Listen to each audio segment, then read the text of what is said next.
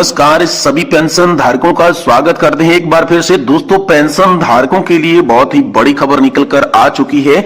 EPS pension योजना को लेकर एक बार फिर से मुद्दा गरमाया हुआ है और आप सभी के लिए यहां पर संसद में पेंशन बढ़ोतरी पर बड़ी खबर निकलकर सामने आ चुकी है। पेंशन धारकों को लंबा इंतजार था, उनकी पेंशन बढ़ोतरी को लेकर, उनकी तमाम मांगों को लेकर इंतजार था कि आखिरकार खुशखबरी उन सभी के लिए आ सकती है।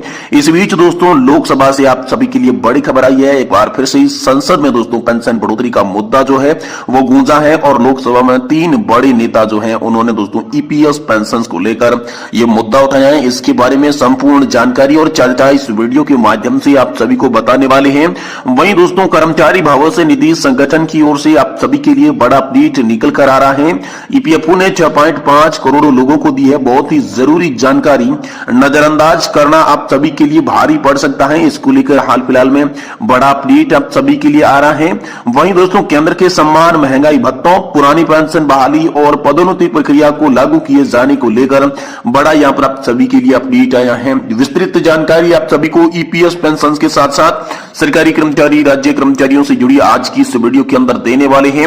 इसलिए पेंशन धारकों से निवेदन है कि वीडियो को आप लास्ट तक जरूर देखिएगा। सबसे पहले बात करते हैं दोस्तों ईपीएस 95 पेंशन धारकों के लिए संसद में एक बार फिर से मुद्दा उठा। लोकसभा के अंदर 3 नेताओं ने यहां पर मांग लगाई। संसद में पेंशन बढ़ोतरी की मांग को लेकर बड़ी गुड न्यूज आप सभी के लिए निकलकर सामने आ चुकी है। जी हां दोस्तों, आप सभी जानते होंगे कि लगातार सांसद सुप्रिया सदानंद सूले जी आप सभी के लिए ईपीएस पेंशन बढ़ोतरी के मुद्दे को संसद में उठाती आई है। इस बीच दोस्तों, पीठासीन अधिकारी श्रीरंग अपने वराने के सामने दोस्तों आप सभी के लिए एक बार फिर से 7/2/2024 को यहां पर जो है सुप्रिया सदानंद सूले जी ने ईपीएस पेंशन धारकों का मुद्दा उठाया, जिसमें उन्होंने कहा कि ईपीएस 95 पेंशन धारकों के लिए यहां पर जो पेंशन है वो यहां पर वर्तमान में 1000 रुपए के न्यूनतम स्तर से भी कम पेंशन मिल रही है।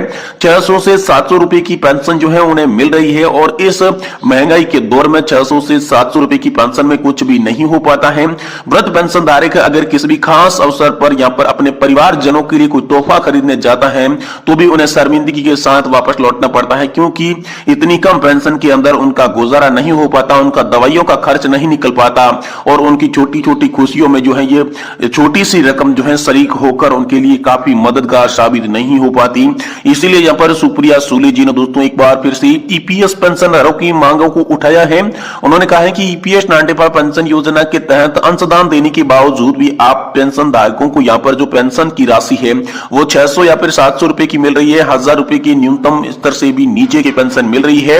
इस महंगाई के दौर में पेंशन धारकों को महंगाई राहत से जोड़ने के साथ साथ न्यूनतम पेंशन 7500 रुपए की मांग कर रही लाखों पेंशन धारकों को सरकार जो है ध्यान दे और उनकी पेंशन 7500 प्लस डीए की पेंशन जो है वो लागू करें। वही हस्बैंड एंड वाइफ को यहां पर मेडिकल सुविधा को लेकर भी यहां पर लाभ दिया जाना चाहिए। इसको लेकर बड़ी खबर आई है। साथ ही दोस्तों, आप सभी के लिए एनके प्रेमचंद्रन जी आरएसपी केरला की ओर से भी बड़ा बयान यहां पर संसद के अंदर देखने को मिला। इन्होंने 5/2/2024 को दोस्तों एनके प्रेमचंद्रन जी द्वारा ईपीएस पेंशन आधारित पेंशन फंड में योगदान देने के बावजूद भी बहुत ही कम राशि जो ईपीएस पेंशन धारकों की मिल रही है उनके बारे में सवाल उठाए गए। साथ ही जो पूंजीपतियों का यहां पर करोड़पतियों का धन राइट ऑफ किया गया था उस पर भी सवाल उठाए कि पूंजीपतियों का धन आप राइट ऑफ कर रहे हैं, लेकिन एक तरफ जहां ईपीएस पेंशनर्स, वृद्ध पेंशनर्स अपने हक की लड़ाई लड़ रहे हैं, आप उन्हें हक का भी पैसा नहीं दे पा रहे हैं। तो उन्होंने सरकार और यहां पर अध्यक्ष महोदय से गुहार लगाई है कि ईपीएस 95 पेंशन धारकों की पेंशन की मांगों पर भी ध्यान दिया जाना चाहिए और उन्हें भी उचित न्याय जो है यहां पर प्रदान किया जाना चाहिए। इस बीच आप सभी के लिए एक और नेता ने यहां पर 7/2/2024 को दोस्तों बड़ी मांग उठाई है। उपसभापति श्री हरिवंश ने यहां पर पीठासीन अधिकारी से बड़ी मांग दोस्तों कर डाली है, जिसमें ईपीएस 95 पेंशन धारकों को मेडिकल सुविधा देना इंपोर्टेंट बताया गया है, क्योंकि वृद्ध होने के साथ साथ कई बीमारियों से ग्रसित ईपीएस 95 पेंशन धारकों को वर्तमान समय में मिल रही मामूली पेंशन से उनका गुजर बसर या फिर दवाइयों का खर्चा नहीं निकल पाता है।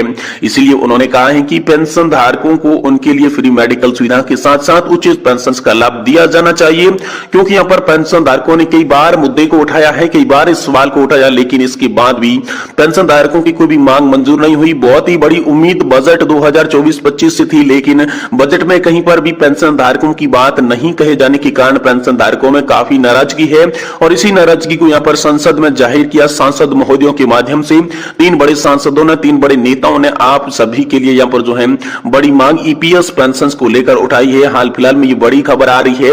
अब आने वाले समय में आप सभी के लिए बड़ी खबर हो सकती है, जो कि हम इसी चैनल के माध्यम से आपको देने की कोशिश करेंगे। इसलिए आप चैनल को सब्सक्राइब कर दें और आगे की खबरों जान लेते हैं। इससे पहले दोस्तों आप वीडियो को लाइक करें। तो चलिए वीडियो को लास्ट तक जरूर देखें, तभी मैं आपको पूरी जो खबर है वो विस्तार से बता पाऊंगा। अब चलिए एक महत्वपूर्ण और इंपोर्टेंट अपडेट की ओर चलते हैं। कर्मचारी भविष्य निधि संगठन यानी कि ईपीएफओ ने 6.5 करोड़ लोगों के लिए जरूरी जानकारी शेयर की है। नजरअंदाज करना आप सभी के लिए भारी पड़ सकता है। बड़ी खबर आ रही है। अगर आप वेतनभोगी कर्मचारी है या आने वाले समय में पेंशन धारक बनने वाले हैं, तो दोस्तों आप सभी के लिए बहुत ही जरूरी खबर है। कर्मचारी भविष्य निधि संगठन ने 6.5 करोड़ लोगों को अलर्ट किया है और पीएफ अकाउंट के तहत जरूरी जानकारी आप सभी को दे दी है। ईपीएफ वेतनभोगी कर्मचारी द्वारा काटे गए पैसों का प्रबंधन करता है। इसे देखते हुए अपने सदस्यों को साइबर अपराध से प्रति सचेत कर दिया जा चुका है।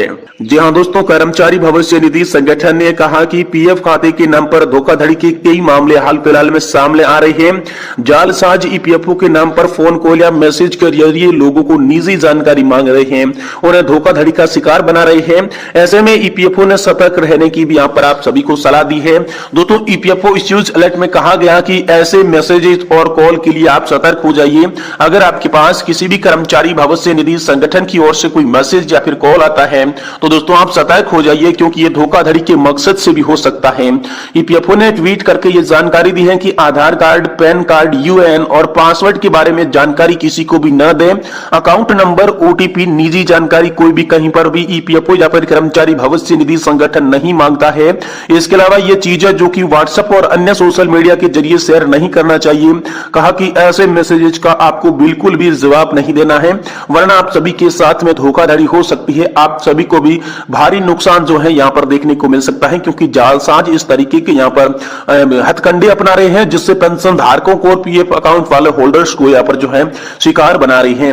वहीं दोस्तों आप सभी के ब्याज को लेकर बड़ी खबर आ रही है। कर्मचारी भविष्य निधि संगठन को पीएफ खाते के तहत मिलने वाले ब्याज को हाल फिलहाल में 8.85% से घटाकर 8.0% कर दिया है।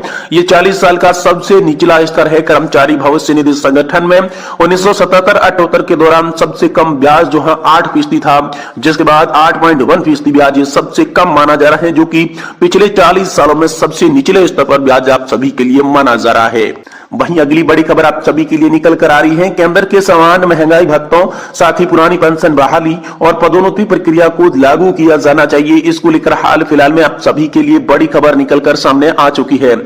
तो डिजिटल डेस्क जबलपुर की ओर से बड़ी खबर है। मध्य प्रदेश तृतीय वर्ग शासकीय कर्मचारी संघ ने 19 सूत्रीय मांगों को लेकर समस्त प्रदेश के जिला कलेक्टरों को मुख्यमंत्री के नाम ज्ञापन सौंपा है। जबलपुर जिले के कुलदीप पराशर एसडीएम झांसी राशि के ज्ञापन सौंपकर मांग की गई कि केंद्र सरकार के समान महंगाई भत्ता दिया जाना चाहिए, पुरानी पेंशन की बहाली की जानी चाहिए, जाति पदोन्नति प्रक्रिया चालू की जानी चाहिए, गृह भाड़ा भत्ता, साथ ही परिवहन भत्ता, शैक्षणिक भत्ता और नव नियुक्ति द्वारा कर्मचारियों को 3 वर्षों तक दिए जा रहे मानदेय के स्तर पर नियुक्ति दिनांक से पूर्व वेतन और अनुकंपा नियुक्ति से कर्मचारियों को सीपीटीसी परीक्षा उत्तीर्ण या फिर अन्य आवश्यक आहार पूर्ण होने से दशा में उन्हें समुचित अवसर देना और पृथक नहीं किया जा सकता।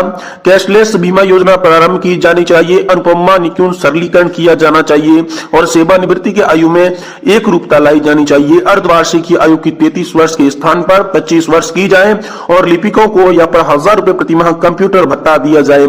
शिक्षक वर्ग संघ 300 दिन का प्रति अर्जित अवकाश नगदीकरण किया जाए। विभिन्न स्वर्ग अधिकारी कर्मचारी की वेतन विसंगति दूर की जाए। हैंडपंप टेक्नोलॉजिएशन के वितरण में विसंगति दूर की जाए। प्रदेश के संविदा कर्मचारी और दैनिक भौतिक कर्मचारियों को स्थायी कर्मचारियों के रिक्त पदों पर नियुक्त करने को लेकर यहाँ पर बड़ा मांग पत्र आप सभी के लिए 19 सूत्रीय मांग पत्र सामने आ चुका है। तो दोस्तों आप सभी के लिए बड़ी खबर यही है कि कर्मचारी भविष्य निधि संगठन ने जालसाजों से सावधान रहने के लिए आपको इंपोर्टेंट अलर्ट दे दिया है। वहीं दोस्तों एक बार फिर से आप सभी ईपीएस पेंशनरों का मुद्दा संसद में उठा